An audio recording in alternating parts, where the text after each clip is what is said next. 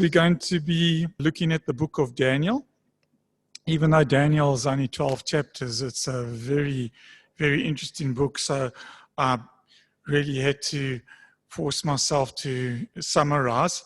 You can preach entire sermons on each chapter, but I'm not going to do that. I'm going to rather focus on the particular issues on authorship and where the critics have tried to attack Daniel, and I'm going to give you a very brief overview of the book. So the purpose of writing the book of Daniel records the actions, prophecies, and the visions of the prophet Daniel. And as we all know, he was renowned for his upright character and for his prophetic insight. It's found in the Ketuvim. Remember, these are some of the questions you're going to be asked in future, so I thought I'd rather put it in the presentation. In the Tanakh, which is the Jewish Bible, the equivalent of our Old Testament, but slightly different order. It's found in the Ketuvim, which are the writings of the Tanakh. And the Ketuvim is the third section of the Jewish canon. But in the Old Testament, which we're more familiar with, it's placed among the major prophets. So even though it's short compared to Isaiah, Jeremiah, and Ezekiel, that's the kind of status we award it because it is a very prominent book that was quoted a lot by Jesus as well. Nebuchadnezzar II, who was the king of Babylon, conquered Judah in around 605 BC, and he exiled many of its inhabitants, and that included Daniel and his three friends, Hananiah, Mishael, and Azariah, or as we know them, Shadrach, Meshach, and Abednego. Those were their Babylonian names. And Daniel, of course, was called Belteshazzar. Now, Daniel served in the royal court not only of Nebuchadnezzar, several Babylonian kings, and also Medo-Persian rulers who followed. So he starts off very young and he ends off very old. And so the broad outline of the book, it's divided between the court accounts of chapter 1 to 6. So even though there are some visions there, particularly in chapter 2 and 4. There's a lot of narrative there of what's happening in the court. But from chapter 7 onwards, we have only the apocalyptic visions. If we want to divide it according to language, because Daniel is one of two books where it's not just in Hebrew in the Old Testament, it's partly in Hebrew and partly in Aramaic. So we can see from Daniel 1 up to chapter 2, verse 3, the introduction is in Hebrew, but then it switches, and we're not too sure why, but it switches from Daniel 2, verse 4, up to 7, verse 28 to Aramaic. And then chapters 8 to 12 is again in Hebrew. Aramaic is a related language. They use a similar script. So there are similarities. It is a Semitic language as well, but it was the language that was spoke in the Babylonian Empire of the time, what they call Imperial Aramaic. So there are different dialects, but Imperial Aramaic was popularized obviously by this empire. The author, well, the first half of the book, chapters 1 to 6, is actually written in the third person. So it's not impossible that that part was put together by an editor. But from chapter 7 onwards, Daniel speaks in the first person. So clearly that's him narrating. And I've just given the scriptures there as well. Daniel said, in my vision at night I looked. And I've given there from chapter 8, 9, 10, and 12, where Daniel is speaking in the first person. So clearly, those parts are written by Daniel. As I said, chapters 1 to 6, written in the third person speaking about Daniel. So it could be an editor who put that part together based on the life of Daniel. Now, the date of writing. This is an interesting thing. So when you get to this in your assignment, make sure you put down the date I give you, because if you put down the date you get on Wikipedia, I'm going to mark it wrong, because this is like the book of Revelation. They try late date it because of the amazing prophecies, and they can't believe that people can make prophecies before the event that actually come to pass. And so the book of Daniel traditionally is believed to have been written between 540 and 530 BC. So at the time that Daniel had the visions. And if we look at the different visions in that table, Nebuchadnezzar's dream, the references are given there. He says in the second year of his reign, and we know that was about 603 BC. So in each of those, chapter 7, verse 1, the vision of the four beasts, Daniel says in the first year of Belshazzar, king of Babylon. We know that was around 553 BC. Won't go through all of those, but you can see based on those, we are able to date where Daniel would have been writing those down. So that early date of authorship is what has traditionally been believed, but this book is a target for critics, and their main objection is the fact that it's so accurate, particularly when it predicts events that happened in the period 175 to 164 BC. And so they say, well, it must have been written after that, because how could he write all these things before it happened? So the kind of prophecies that are given there, which were fulfilled in the actions of the Ptolemies and the Seleucids, which were part of the Grecian Empire after Alexander died, and in particular the details that it gives about Antiochus Epiphanes, has caused critics to late date the book. And that's the reason, not based on any decent evidence. So they make the prophecies after the fact. If that is the case, then it means the author's been deceptive, because the author says, Daniel saw this. So then it shouldn't even be in the Bible if they're correct. So if liberals are correct, then why do we put it in the Bible? Because they're effectively saying someone is pretending to be Daniel to give his writing more authority than it actually deserves. And they allege that the purpose for writing the book at that time was to inspire the Jews during the Maccabean Wars. So they say it's in the 2nd century BC, when all of these wars were going on with Antiochus Epiphanes, and someone wrote it in order to encourage everybody, and they pretended to be Daniel so that they'd be taken more seriously. But the 1st century AD Jewish historian already speaks of the book of Daniel existing in the 4th century BC. So bear in mind, they say it must have been written in the 2nd century BC. Josephus speaks of it being in existence 2 centuries before. He relates that Alexander the Great was on a mission to punish the Jews because of their loyalty to Darius. Darius was a Persian ruler, and remember he had he was opposed to the Persian Empire. But in about 332 BC, the high priest, who's actually mentioned in Nehemiah, Jaddua, met him at the head of a procession, and according to Josephus, he actually presented him a copy of Daniel's prophecy, and in the prophecy it speaks about the king of Greece defeating the king of Persia, and Alexander was elated because he was the king of Greece and he was on his way to fight the king of Persia, and he took that to be a confirmation that he was going to win, which he did. And so according to Josephus, in Antiquities of the Jews, he says, and when the book of Daniel was shown to him, that's Alexander the Great, in which he had declared that one of the Greeks would destroy the empire of the Persians, he believed himself to be the one indicated, and in his joy he dismissed the multitude. So according to Josephus, he left the Jews off the hook, even though he'd come there to punish them, when they showed him that book of Daniel in the 4th century BC, and yet liberals will tell us it was written 2 centuries later. So of course they'll just say, well, Josephus was wrong, or he made it up. They do all these things. They apparently know more about what happened then than the guys who lived then. Okay, the 6th century BC prophet Ezekiel mentions Daniel. And in Ezekiel 28 verse 3, he says, you are indeed wiser than Daniel. No secret is hidden from you. So Ezekiel knew of a guy called Daniel who was very wise. And it's assumed that he's talking about the Daniel of the book of Daniel, because Daniel was known for being someone who was very wise and had no secrets hidden from him. But what seals it for me and for most conservative Christians is that Jesus speaks of Daniel as being the author.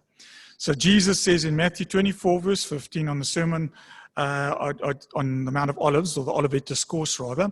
He says, when you see the abomination of desolation spoken of by the prophet Daniel, and that's in one of the chapters of Daniel, the prophecy about the abomination of desolation. Jesus speaks and takes the book at face value that it was spoken of by the prophet Daniel. If Jesus said Daniel wrote it, I couldn't care what any liberal claims, because they can't accept supernatural prophecy.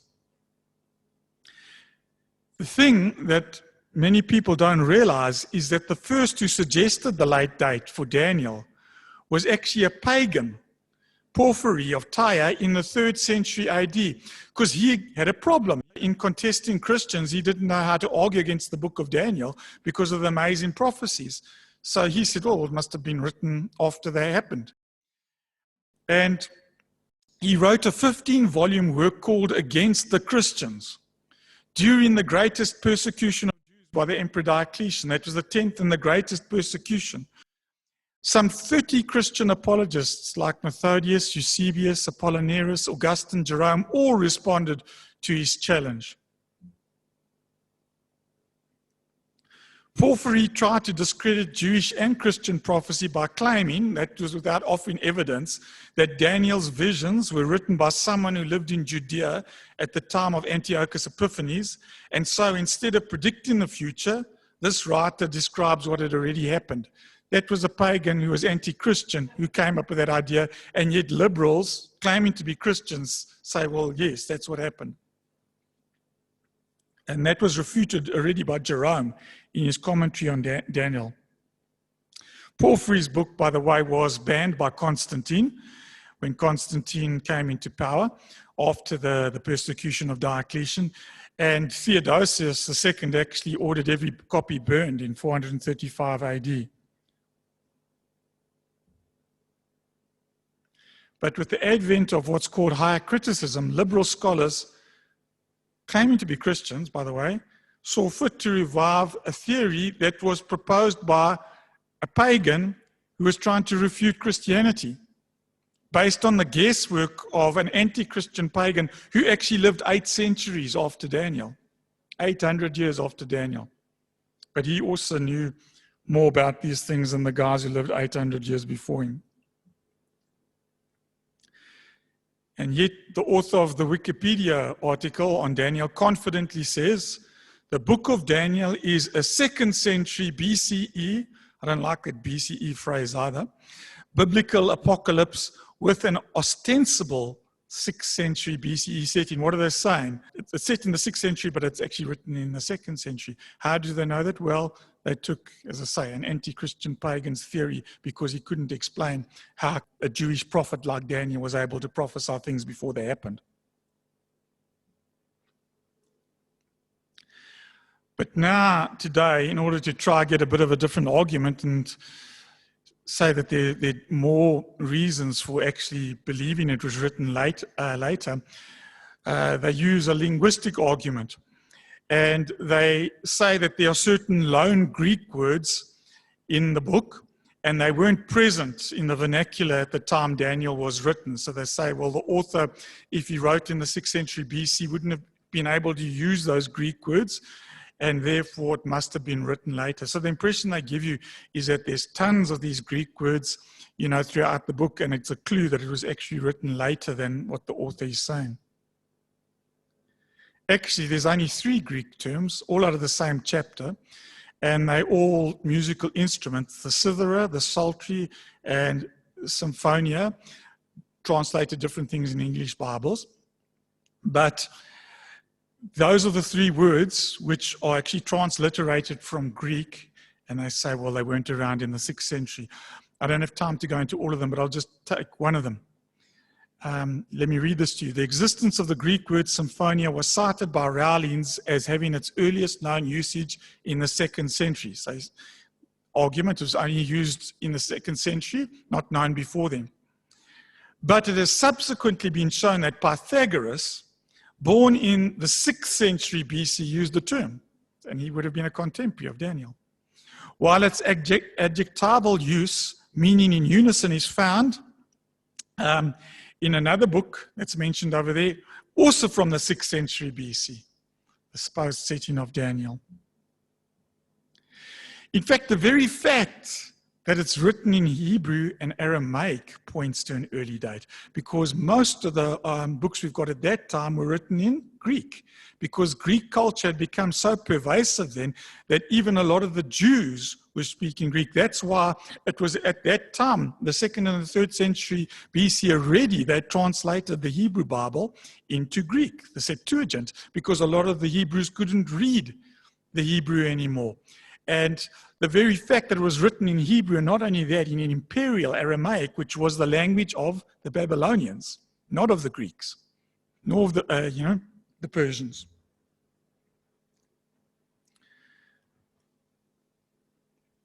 Jewish works produced at this time betray their date and authorship by the conscious and unconscious use of the language contemporary with the author. The book of Daniel does not share this feature. None of it is written in Greek, and the 3 Greek words which are used are transliterated words, and they're loan words, which I've already shown you. We know that the one was used already in the 6th century BC by Pythagoras. And so the language of Daniel argues for an early date, because, as I've just told you, most works at that time were being written in Greek. Greek was the lingua franca in the 2nd century. It wasn't in the 6th century. Then it was Aramaic. And we know that the writer of Daniel is fluent in both Hebrew and Aramaic. If he had written in the 2nd century, he would have written in Greek. It would be like me writing a book now, supposedly to encourage my people, and I write it in Latin. What would I do? I would write in the language of the day, and the language of the 2nd century was Greek. Not only that, Hebrew had changed drastically by the 2nd century BC, like languages, or all languages that had changed. There were lingual shifts. In fact, there was quite a dramatic one where the word order had changed from verb, subject, object to subject, verb, object. So their grammar had actually changed in that time. And that is called Mishnaic Hebrew, this later one. And the rabbinic writings that we have are full of it. But the Hebrew in Daniel matches biblical Hebrew, not Mishnaic Hebrew. Similarly, by the 2nd century BC, Aramaic had changed. And the Aramaic used in Daniel is better suited to, remember I told you, Imperial Aramaic, which was used in the Babylonian Empire, which is when Daniel lived.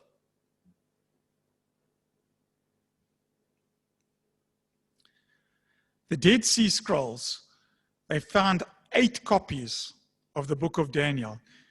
And remember, the Dead Sea Scrolls date from the 1st, 2nd, 3rd century BC. They found 8 copies of the book of Daniel, all incomplete, and they are just listed the different places where they were found. And yet the book of Maccabees, which according to critics was written about the same time. Remember, they say Daniel was written at the time of the Maccabean Revolt, that the Maccabees were a bunch of Jewish rebels who rebelled against the Greeks, led by Judah Maccabee. And the book of Maccabees were written at that time, but you know what? They found none of the book of Maccabees in the Dead Sea Scrolls. So isn't it strange that the book of Daniel, which is supposedly to encourage people in the Maccabean Revolt, is found at the Dead Sea Scrolls, and yet you can't find the book of Maccabees, which surely would have been an encouragement to people as well. It seems difficult to believe that such a significant number of Daniel manuscripts would have been preserved in a single desert community if the book had really been produced at so late a date. The large number of manuscripts can be much better explained if we conclude that the book of Daniel had a much earlier origin. As I told you, Josephus talks about it already being used in the 4th century.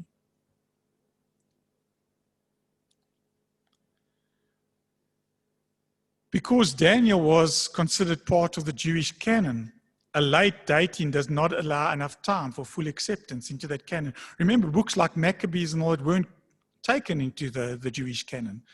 They were written later, and none of the books of that period are actually taken into the Jewish canon. And none of the books that are in Greek are taken in. The only ones that were taken into the Jewish canon were those that were written in Hebrew. Since the discovery of Daniel in the Dead Sea Scrolls, and remember for years the liberals were criticizing Daniel, but now they've got a bit of a problem because they found 8 partial copies of Daniel in the Dead Sea Scrolls. They have to now demonstrate that a mere 40 or 50 years was sufficient time for all the editorial and other processes needed according to their traditional, historical, and redaction critical theories for the book to be developed into the present form and become canonical. We know that that process takes time. You even see in the Christian canon that that's a process that takes many years. Okay, moving on to the outline, and this is a very high-level bird's eye view.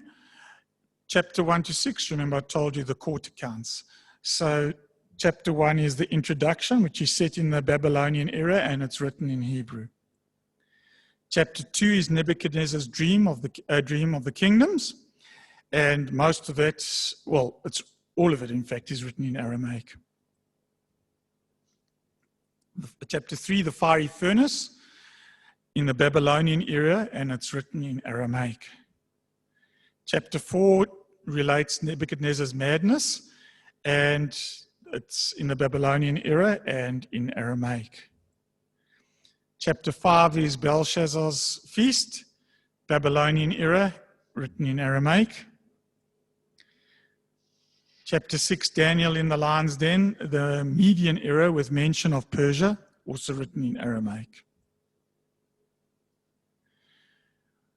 The second part of the visions, chapter 7 to 12. Chapter 7, the beast from the sea, Babylonian era, that it was written, according to Daniel's own account there, in Aramaic. And then in chapter 8, switches back to Hebrew, the ram and the he-goat vision. The 70 weeks in chapter 9, written in Hebrew during the Median period. The kings of the north and the south in the Persian era, and the mention of the Greek era, and it's written in Hebrew. Okay, so let's just go very quickly through the 12 chapters. Daniel chapter 1 is more narrative. It's talking about how Nebuchadnezzar conquers Jerusalem, takes the best of the Hebrew youth to Babylon, and we know the account that Daniel and his 3 friends, Hananiah, Mishael, Azariah, or the Babylonian names Belteshazzar, Shadrach, Meshach, and Abednego, decide they won't defile themselves with the king's delicacies and wine. They ask to be allowed to have a different diet, which complies with their dietary law, and things turn out well. They look much healthier and better than the others. And so they're allowed to keep to this diet. We're also told that Daniel has understanding in dreams and visions, and his friends too also stand out in every matter of wisdom and understanding. Daniel chapter 2, very well known, and we see that in the time of Christ that the Jews were expecting the kingdom of God, and this was an expectation they'd gained from the scriptures, from the prophets. But one of the prophets who had spoken of this in particular was Daniel in Daniel chapter 2. So we're told that Joseph of Arimathea, for example, was waiting for the kingdom of God. And if you recall the dream that Nebuchadnezzar had, and we're not going to go into it in detail again, you remember the statue and how the different body parts represented different world empires, starting with the head, which was Babylon, moving through to Medo-Persia and the Grecian Empire, the Roman, and ultimately the rock that smashes the statue until what happens? The kingdom of God is established. God sets up a kingdom that's represented by that stone, a kingdom that will not be destroyed. Daniel chapter 3, Nebuchadnezzar makes a great statue and he commands all to worship it. And Shadrach, Meshach, and Abednego refuse, and they miraculously spared. We're not too sure where Daniel is at this point, but we see that Daniel and his friends are young, but they set an outstanding example in a foreign pagan land. And so we too must take a stand for God. Daniel chapter 4, we find that Nebuchadnezzar again has a dream that's interpreted by Daniel. And the meaning is that Nebuchadnezzar is going to be judged by God for his pride.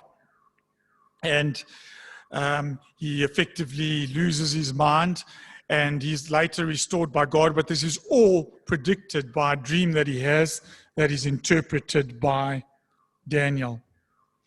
This chapter is also significant because it contains the only mentions in the Bible of the angels who are called the Watchers. And Daniel is also the first book to mention names of angels. So he mentions Gabriel and Michael.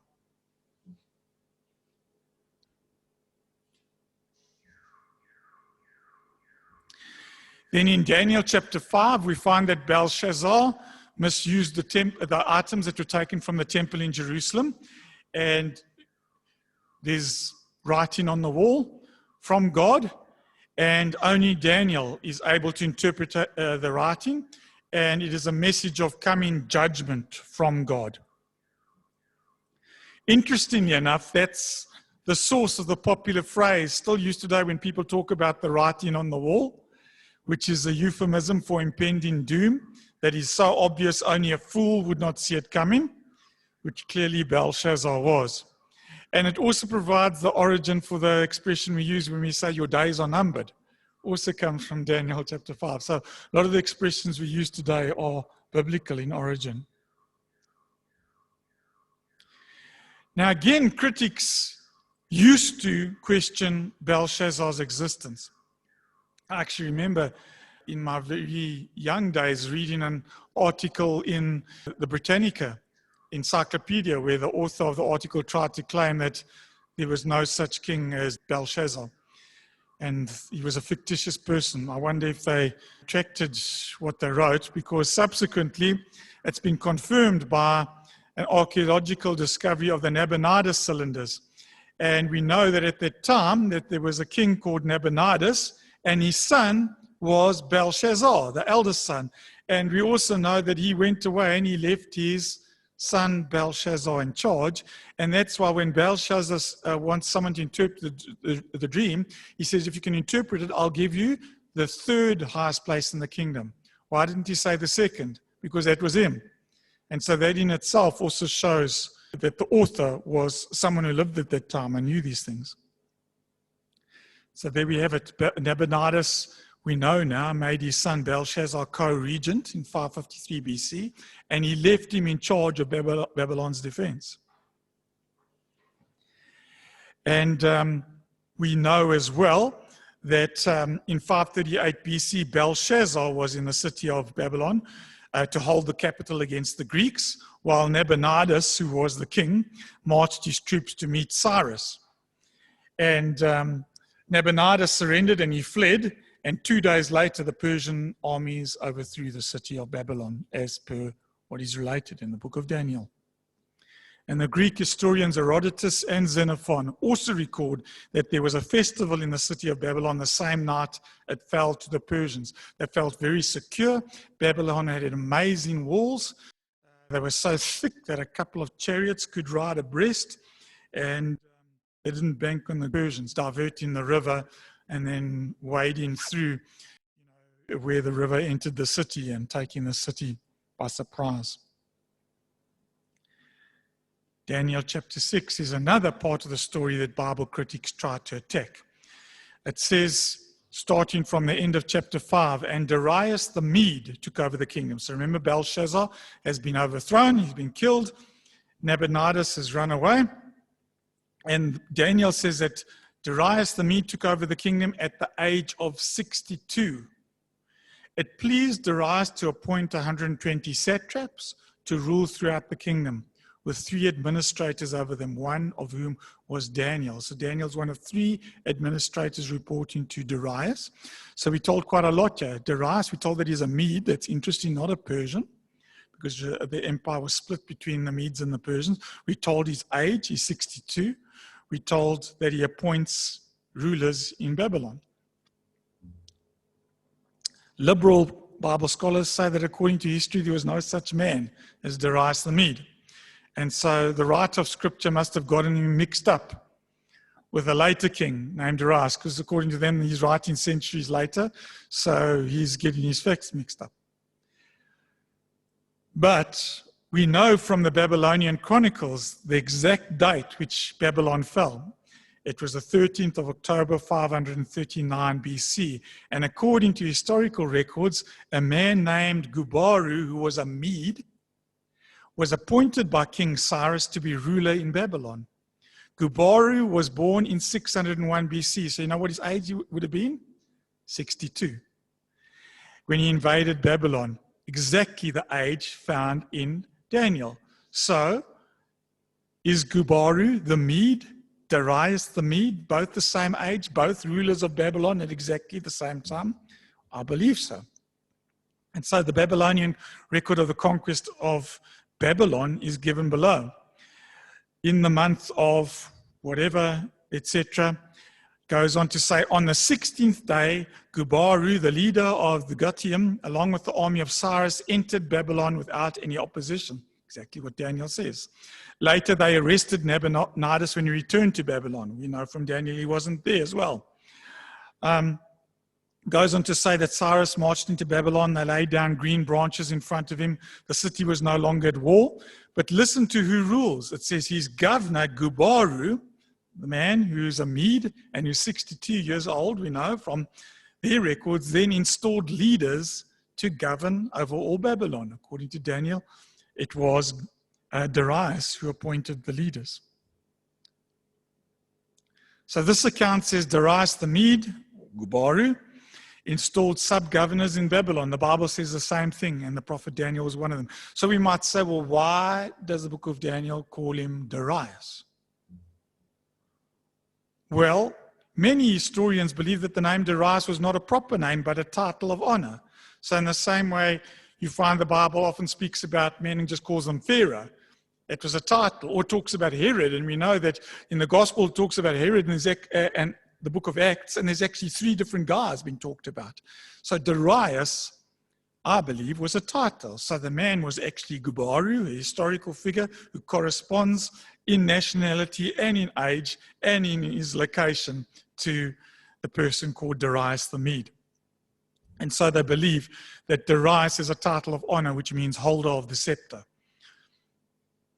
Darius reigned for 2 years until his death, at which point Cyrus took full control of the kingdom, and Daniel confirms that, Daniel 6:28. So Daniel prospered during the reign of Darius and the reign of Cyrus the Persian. It was this Darius, or Gubaru, who is the one who is involved in the count of the lion's den. Because when he appoints these 120 satraps, he puts them under 3 governors. One of the governors is Daniel. Daniel comes under a lot of jealousy, we are told, and there's a plot that's hatched, and they convince the king to sign a decree that anyone petitioning a god or a man other than Darius will be thrown into a den of lions. They then go out and point to him that Daniel has broken his command, because Daniel has a habit of publicly, or with his, in front of his window, praying to Jerusalem, or praying to God rather, facing Jerusalem. Darius is not happy about the fact, because he likes Daniel, but he's bound by this decree that he's made, that he's been tricked into making. He throws him into the lion's den, but he wishes him the best. May your God preserve you, and yet he's found alive the following morning. And so Darius, Gubaru, calls Daniel the servant of the living God, and those who conspired against him, he subsequently throws them to the lions, and they meet the same fate that they'd wished on Daniel. And he then decrees that all must honor the God of Daniel. Moving now on to the chapters that deal with the apocalyptic visions of Daniel. Daniel has a vision of 4 beasts which come out of the sea. These visions, as I say, there's a lot to be said about them. I obviously can't do that, but there's a lot of correspondence between this and the vision in chapter 2, because these beasts, again, represent the kingdoms of Babylon, Medo-Persia, Greece, and Rome, these 4 beasts. And you also find a lot of similarity between the description of those beasts and the beasts that are mentioned in Revelation.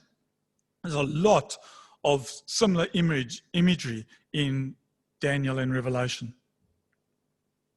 What's interesting is Daniel chapter 2 is those kingdoms of the world seen from man's perspective, and Nebuchadnezzar sees them as precious metal. How does God see them? He sees them as vicious beasts, because although these kingdoms might have had great cities and seemed very illustrious, we know that they were very cruel in the way that they involved many people dying, and that's how God sees the kingdoms of the world, just as vicious beasts, killing people. He makes reference to a horn, which we believe to be the future Antichrist. And again, I can't say too much about this, but it talks about this fourth beast, which has 10 horns, and goes on to say that there's a horn it was waging war against the saints and defeating them until the Ancient of Days came and pronounced judgment in favor of the saints of the Most High. That is a reference to the Antichrist. I'll say nothing further than that. Remember, I told you Daniel is quoted a lot by Jesus. The abomination of desolation is something that Jesus made specific reference to, but Jesus kept on talking about himself as being the Son of Man. In fact, it was the most frequent title that Jesus applied to himself. Where did he get that from? Daniel chapter 7. That was a title that's used in Daniel 7, and it was a title that is applied to a figure that appears in heaven before the Ancient of Days, which is God on the throne. And this Son of Man, Daniel's flabbergasted because he sees someone in God's presence who looks like a man. Remember, you have all these other creatures which look very strange if you read the other prophets. And yet, Daniel says, I looked and there before me was one like a son of man coming with the clouds of heaven. Find that phrase a lot in the New Testament, the Son of Man coming on the clouds. He approached the Ancient of Days and was led into his presence. So this is something that's amazing. Yeah, we're in the throne room of heaven, and here's someone who's a man. He was given authority, glory, and sovereign power. All peoples, nations, and men of every language worshipped him. His dominion is an everlasting dominion that will not pass away, and his kingdom is one that will never be destroyed. And so the Jews believed that that was a reference to the Messiah, that the Messiah was this Son of Man. And that's why you find that at his trial, the high priest says to Jesus, I charge you under oath by the living God, tell us if you are the Christ. Are you the Messiah, the Son of God? How does Jesus reply? Yes, it is as you say, Jesus replied. But I say to all of you, in the future you will see the Son of Man sitting at the right hand of the Mighty One and coming on the clouds of heaven. Then the high priest tore his clothes and said he has spoken blasphemy. Why did he do that? Because he knew Jesus was equating himself with this messianic figure of Daniel 7, the Son of Man coming with the clouds of heaven. Jesus says, that's me. The man who's given all authority over all kingdoms. Then Daniel chapter 8, he has a vision concerning a ram and a goat, and several horns are referred to there, which also refer to future kingdoms and their rulers. The ram refers to Medo-Persia, and the goat refers to Greece. So again, a big problem for our friends, the liberal scholars, because Daniel, are talking about the goat, which represents Greece, but Daniel died years before the Grecian Empire.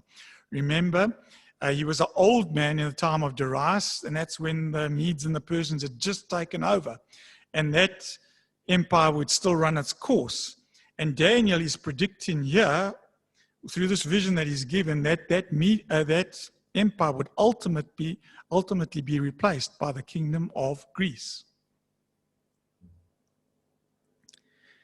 Daniel says the goat became very great, that's the king of Greece, but at the height of his power, his large horn was broken off. The large horn was a reference to Alexander the Great. And in its place, 4 prominent horns grew up. So Daniel's prophesying that this kingdom, which would come into power long after his death, that there'd be a prominent king who would die and his kingdom would be split in 4. And that's exactly what happened. Alexander the Great died at the age 32 after creating one of the largest empires in ancient histories. And his empire was split into four, and that's where we get the empire of, remember I talked about the Ptolemies who ruled Egypt and the Seleucids who had Syria, including Israel. There was a split between four of his generals, but what does it say here? Daniel 8 verse 22 actually is explicit. It says the four horns that replaced the one that was broken off represent four kingdoms that will emerge from his nation but will not have the same power. It's very, very direct prophecy made before the time. And so there again, you can see that Daniel chapter 2, the image that's seen by Nebuchadnezzar, how it corresponds to Daniel chapter 7 and the beasts that he sees there and the little horn, and the Son of Man who corresponds to the rock. And now in Daniel chapter 8, he's dealing in particular with the kingdoms of Media, Persia, and Greece, the ram and the he-goat. The little horn spoken of in Daniel 8 refers to Antiochus Epiphanes, who came from the Seleucid Empire. Remember, Alexander's kingdom split in four. The Seleucids ruled over the area that was Syria and Israel, and they succeeded Alexander, the Seleucid kingdom. And he seized the Seleucid kingdom through intrigue, which is mentioned in Daniel. He took away the daily sacrifice. All of this is prophesied by Daniel, that this king would take away the daily sacrifice and that he would commit a type of the abomination of desolation because he defiled the temple.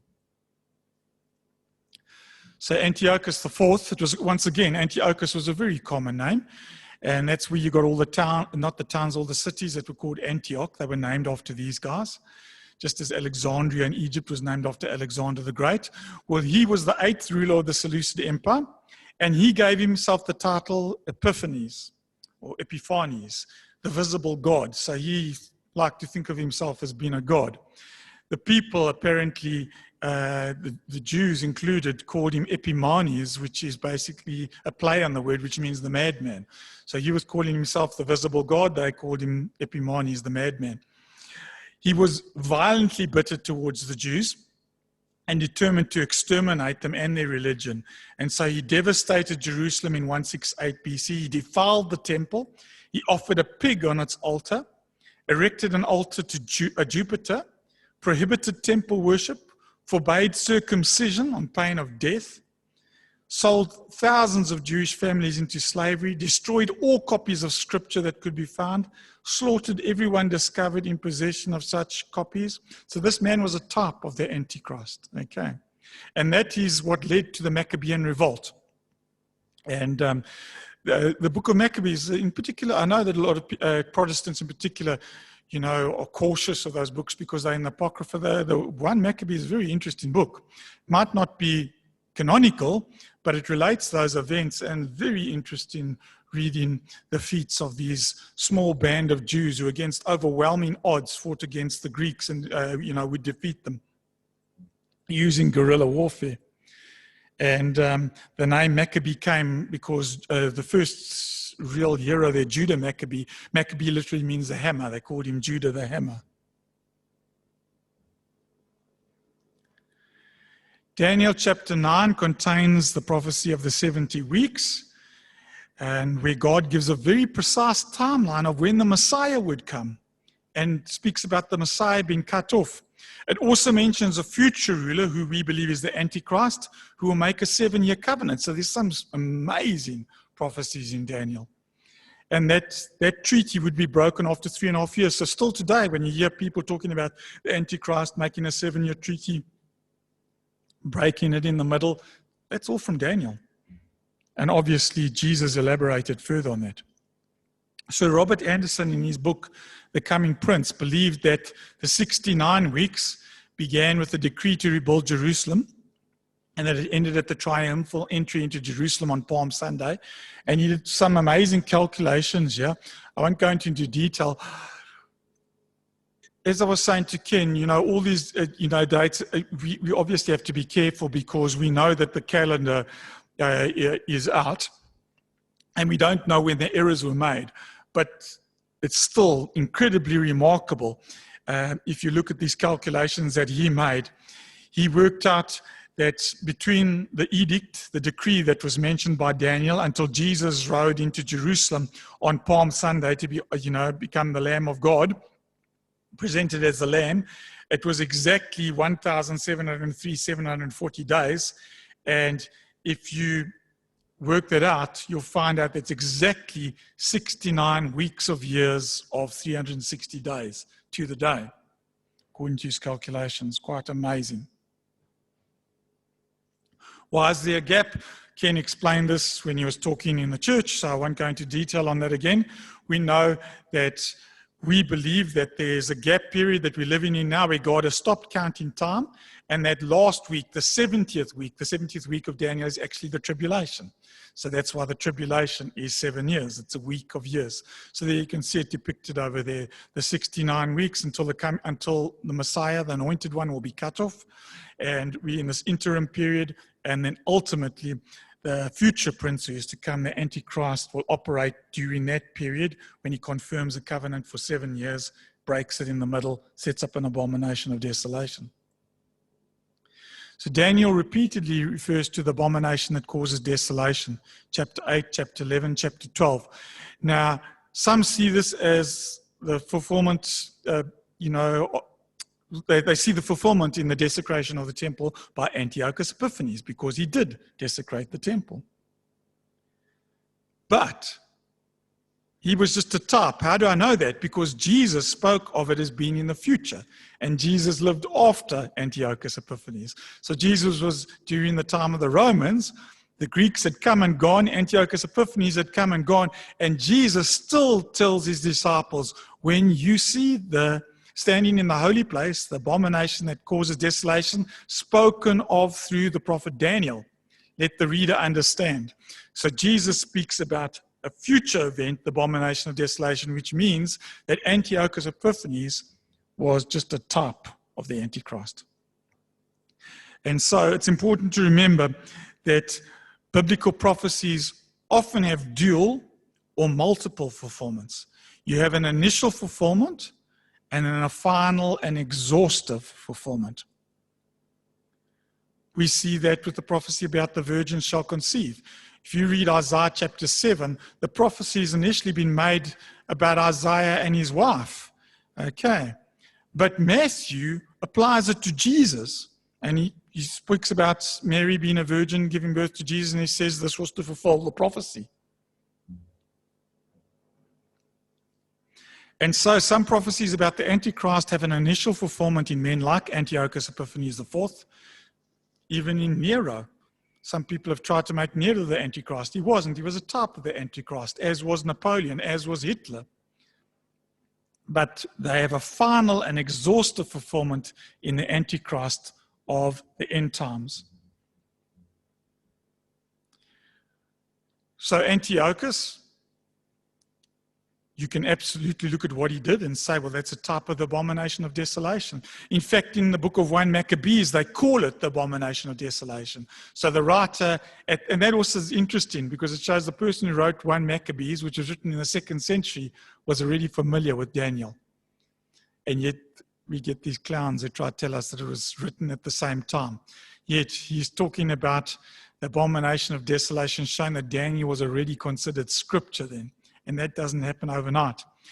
Jewish rabbinical literature generally considers the expression abomination of desolation to refer to the desecration of the temple by Antiochus. But Jesus made it clear there's going to be a future abomination. So what Antiochus did in the temple prefigures what the future Antichrist will do. So Antiochus, remember, desecrated the temple, offered a pig, which is unclean, set up an image of Jupiter, etc., etc. But we find that the future Antichrist does something very similar. Revelation chapter 13, that's a reference to the second beast, which is actually the false prophet, not the Antichrist. So the false prophet ordered them to set up an image in honor of the first of the beast, that's the Antichrist, who was wounded by the sword and yet lived. Some people believe there'll be an assassination and he will, mimic the resurrection of Jesus. That's where they get it from.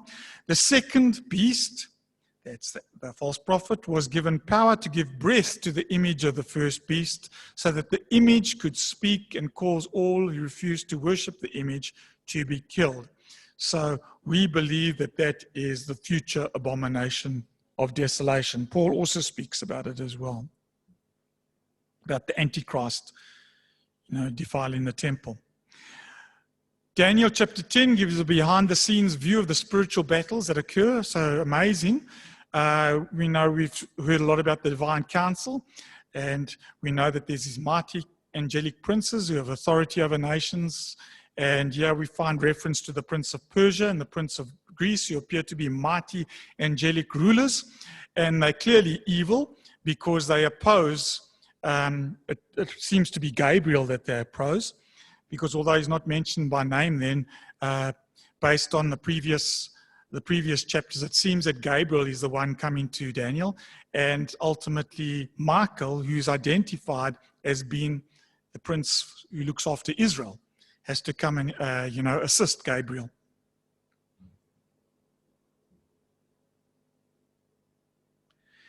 Now Daniel chapter 11 has incredible detail and precision of prophecies, and they are, besides the amazing prophecies I've already told you about Alexander and his kingdom being divided into 4, well, there's no ways they could get around the detail of this, and that's why Porphyry, the pagan, and his modern counterparts, the liberals, have to late date Daniel, because they've got no way, because they do not believe in supernatural predictive prophecy, to explain how on earth someone writing 4 centuries before could give such detail of what happened.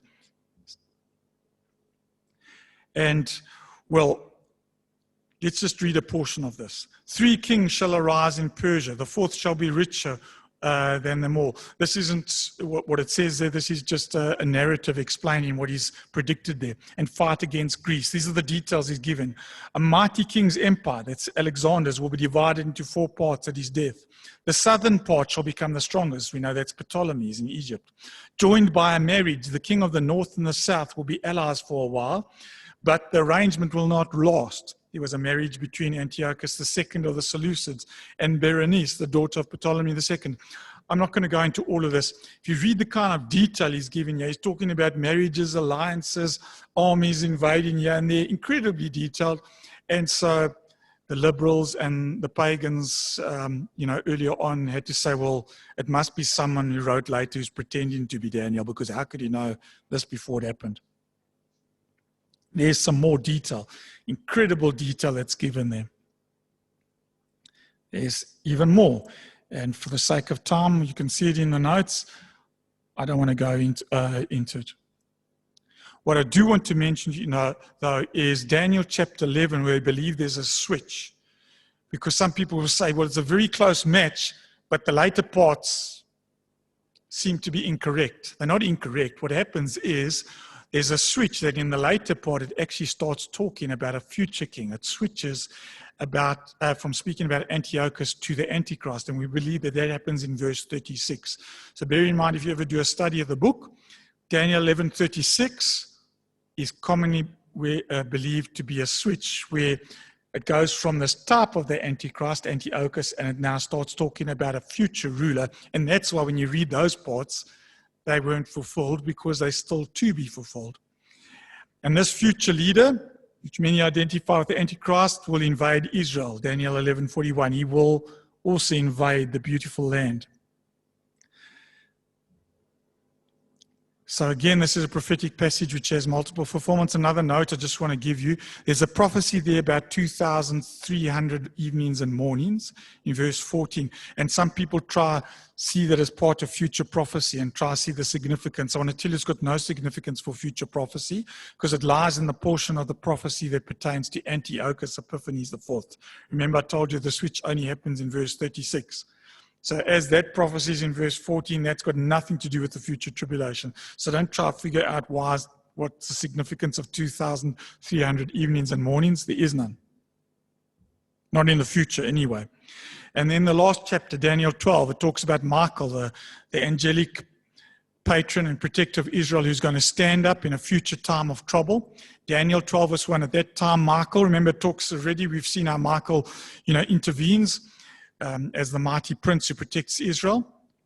And Daniel is told, the great prince who protects your people will arise.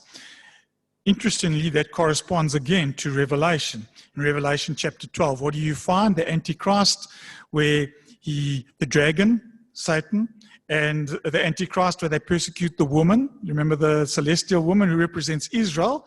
It's immediately at that point we are told that there's a great war in heaven, and who happens to be involved?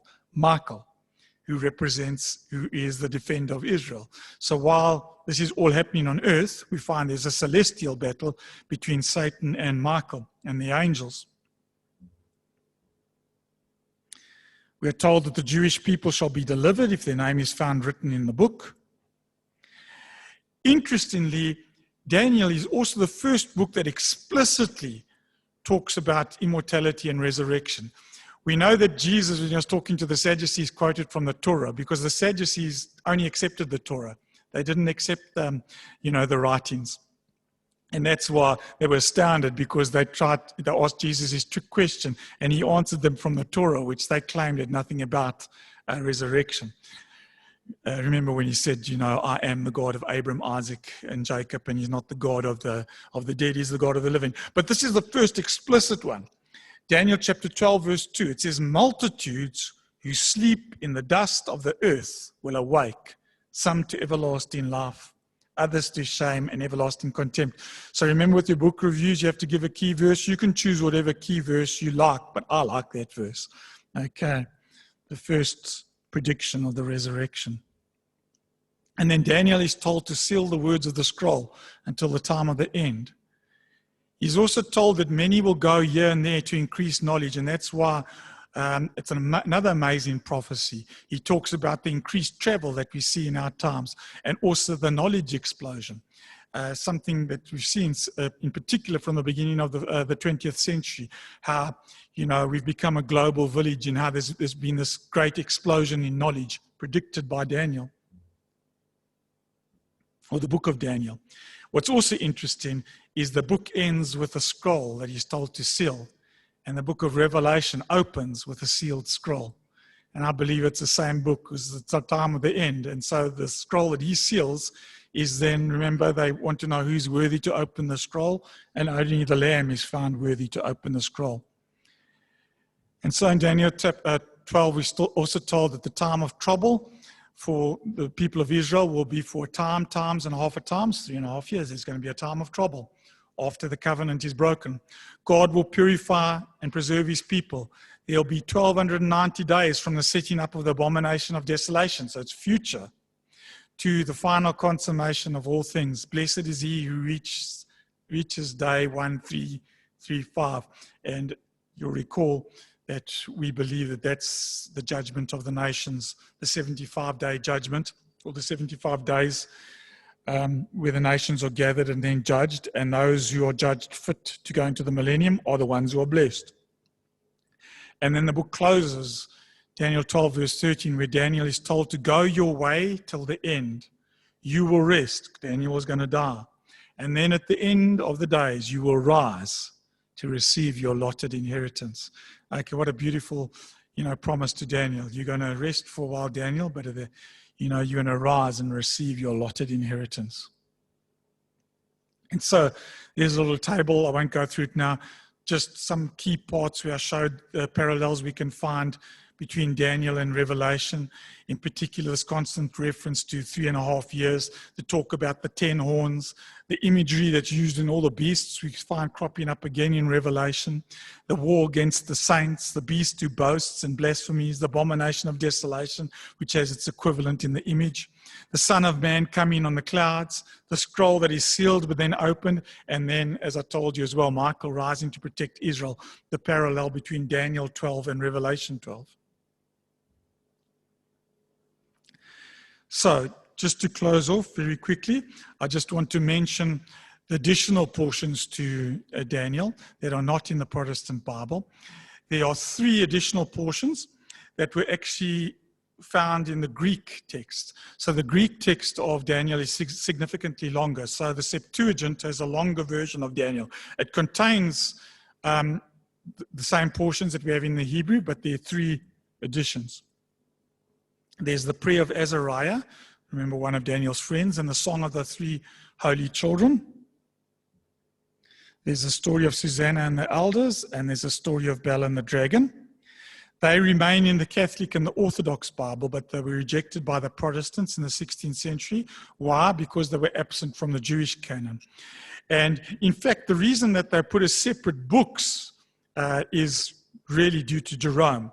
Jerome was familiar with the Hebrew Bible, and he saw that the Hebrew Bible, the book of Daniel, was shorter, and so he took those editions and he put them into separate books because he acknowledged that they were not canonical. All copies of Daniel found in the Dead Sea Scrolls have only got portions from the 12th chapter Masoretic version that we have in our Bible rather than the longer Greek text. And none of what was found at the Dead Sea have any major disagreements.